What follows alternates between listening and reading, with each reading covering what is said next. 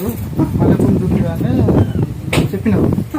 ఇంకో ఆయమ్మ వాళ్ళ కోడలు పెద్ద కోడలు శివ అనేది ముసలామ చనిపోతుంది కానీ ముసలామ చనిపోతుంది కానీ ఆయమ్మ అన్నది వాళ్ళ కోడలు కూలీ చూపించి మీరు ఎంత ట్రై చేస్తున్నాను.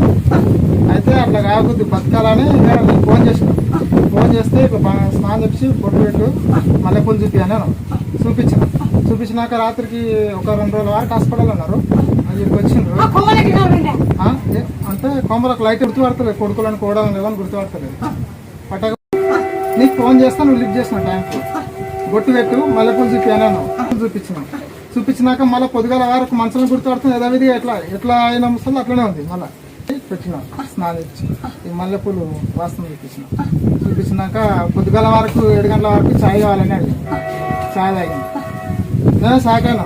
అంటే నాకు తెలుసు కదా అసలు విషయం ఏందనేది, అక్కడికి తెలుసు.